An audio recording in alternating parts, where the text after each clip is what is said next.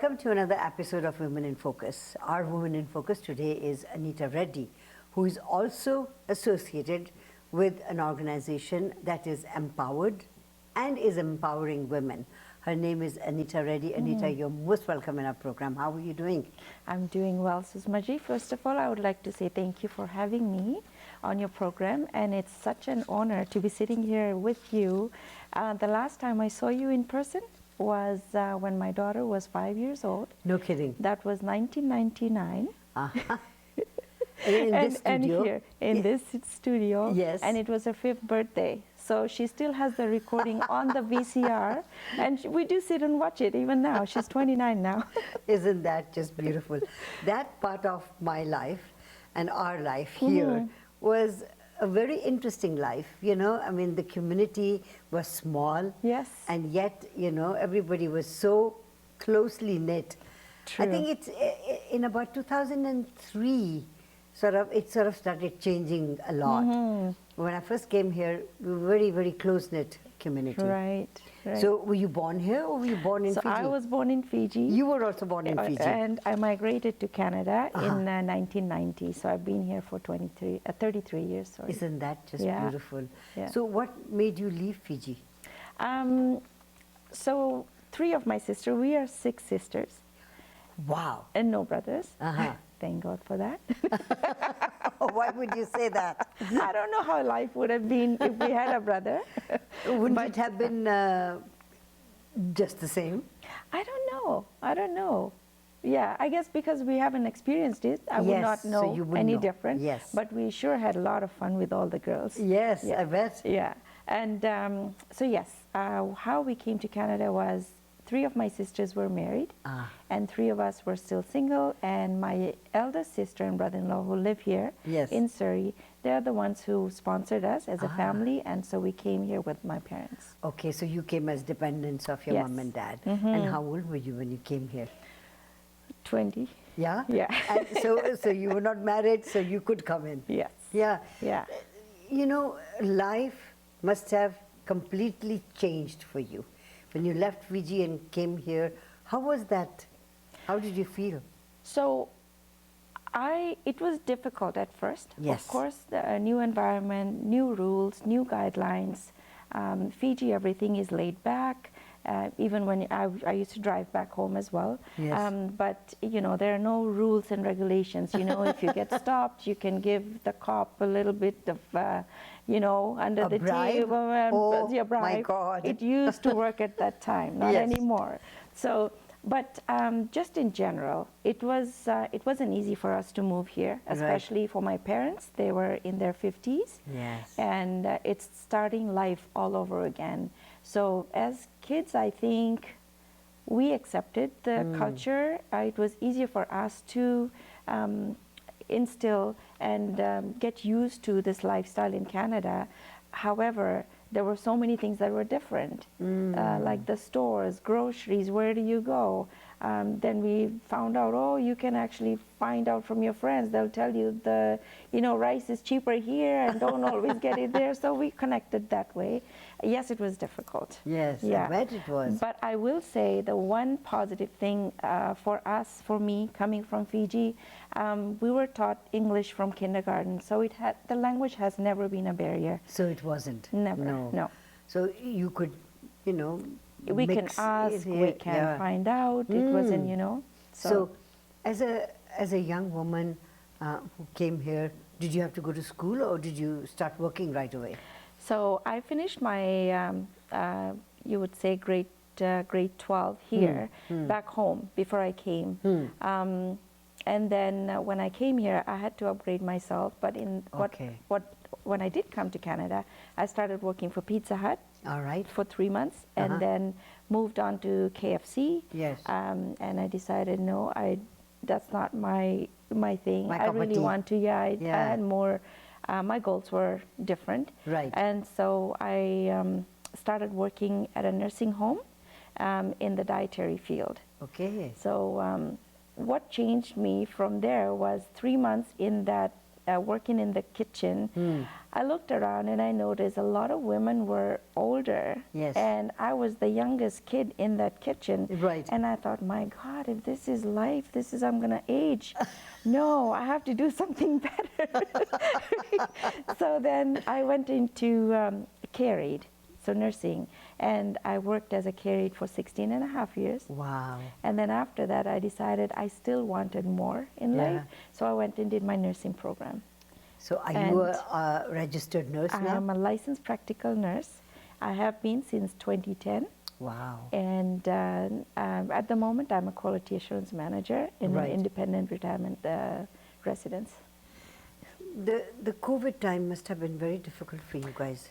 It was for healthcare, most definitely. Yes. And kudos to everyone that works in healthcare, because it took a lot of us to make and serve those that were in need. Without the nurses and doctors, I don't know where we would have been. The situation may have been even worse. Yes, we had a lot of people lose their lives.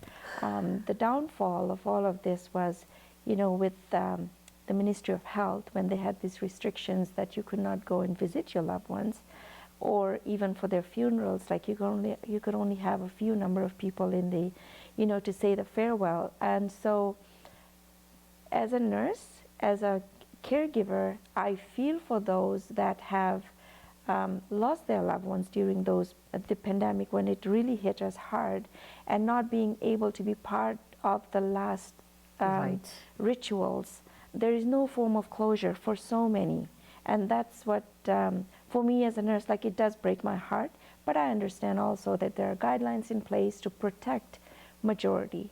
So that's something that I still, to this day, I feel, yes, it was hard for all the healthcare professionals, and it's coming around again. Yes. As the weather changes, we Yes. know what we're going to expect, but at least we are proactive. There is more education, knowledge out there for the community, and how to protect yourselves better. So as a person in the health system and as a nurse and a caregiver, did you have to go through and get all the vaccines, 1, 2, 3, 4, 5? So in healthcare, mandatory was the first and second, and that became like the complete for COVID vaccination. For the influenza, it wasn't mandatory. However, they do want you to.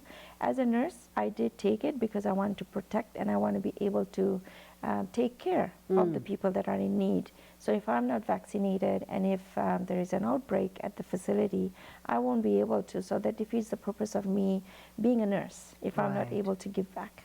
So you have to be I protected do, yourself yes. so that you can protect Yes. others.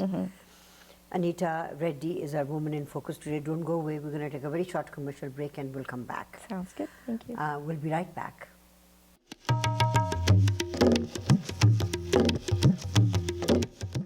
Welcome back to Women in Focus. Anita Reddy is our Woman in Focus today. So Anita, beautiful, COVID time, you talked about that, you talked about 6 sisters. You must have so much fun together, Oh, you know. You talked about your parents, that it was difficult for them to move. But I think, Indian people are very adventurous. For sure. For sure. And although they were at that age, in their mid-50s, when we came here, when I say it was difficult for them, I probably, just to rephrase, it wasn't difficult for them to come here, especially for my dad. He worked in construction work. Right. Here, because of the winter and the weather changes, Totally different. It's, for a 55-year-old man, it would have been really difficult. But my brother-in-law knew somebody that worked at McDonald's as a manager, so he was lucky to get a job at McDonald's for janitorial, doing maintenance, and that's where he retired. Oh, I see. So he and my mom never worked. Never in her life did she work, not in Fiji, not in Canada. But she worked at home. She worked at home, and that's the hardest job. The most hardest job. Right? Looking after 6 girls. Yes. And my dad, and of course the extended family, right? So yeah, it was difficult for them in that sense. Like my mom, she Yeah. never drove in Fiji. No. Of course, I was driving in Fiji, so it was easier for me to take this yeah. and build from Yeah. that. But I taught my dad, my mom, and my two sisters how to drive here You in did? Canada. I did. And hold on for a second. For a person who would make a mistake and go and pay under the table to the cop, you know, teaching someone else how to drive, I am a little worried about that. Yes. So in my experience in Fiji, when I was driving, I never had to do that. Okay, I okay, I'm never glad to had, hear that. Yes, because I was always afraid of the cops. I always had a fear, oh my God, you don't want to be caught No. because these bad stories out there. So that was one thing. But I know that, you know, over here, like, you know, I'm glad that my mom took that on. Right. Especially, she went to school until class 5, I which see. is year 5 here, Yeah. or grade 5.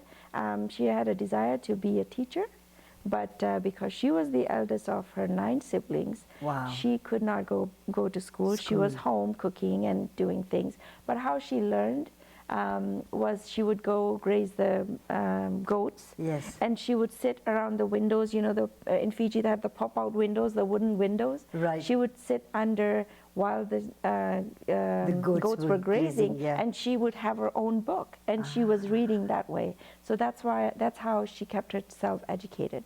Isn't that just beautiful? Yeah, yeah. Her story must be just amazing. Oh, it's amazing. I'm Yeah. sure we can write books on our journey. Of course you should, and why not? So, are you working as a registered nurse or working as Licensed licensed nurse, yeah. practitioner? Did you get time to get married?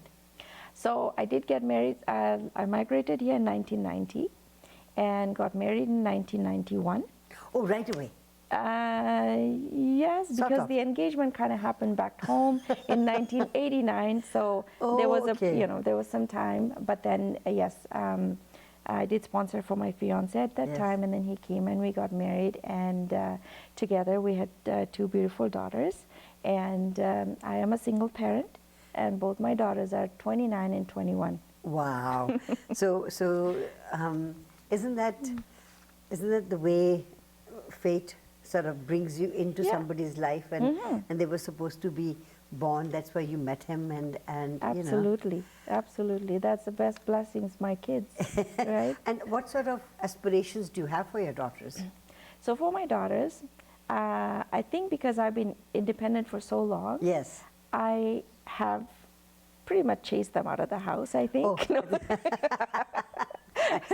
So I just want my kids to be independent and Right. not to be dependent. Life is too short. And what are they doing, both of them? So one is she is a receptionist in a Right. care home and a nursing home. Right. Also, she's doing dental work at one of the labs. Right. And then my younger one, I think she got lucky. Her boyfriend doesn't want her to work because he can provide. So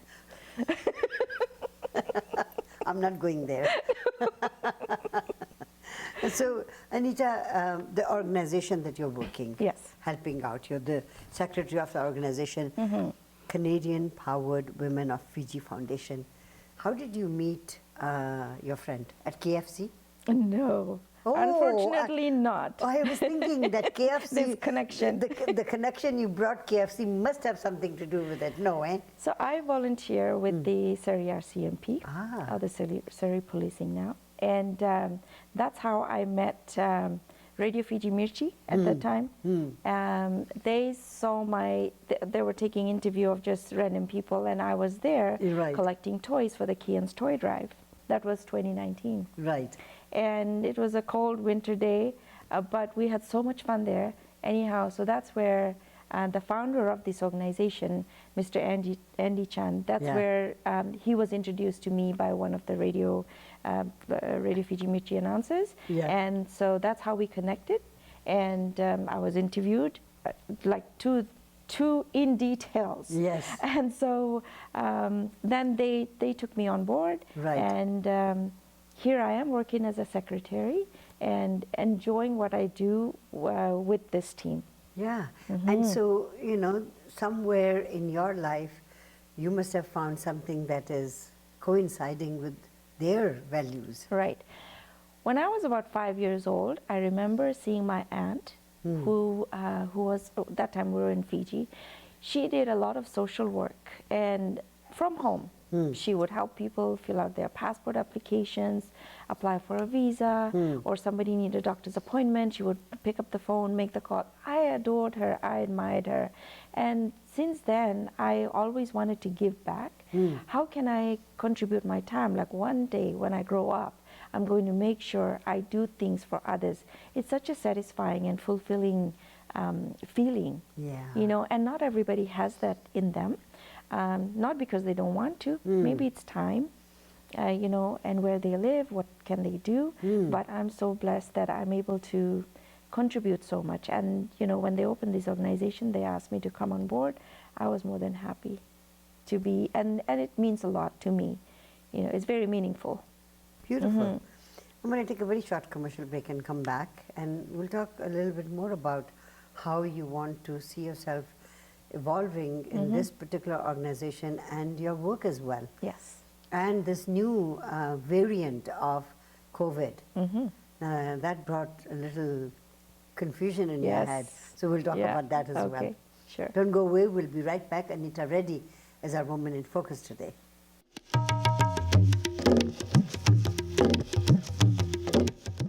Welcome back to Women in Focus. Our Woman in Focus today is Anita Reddy.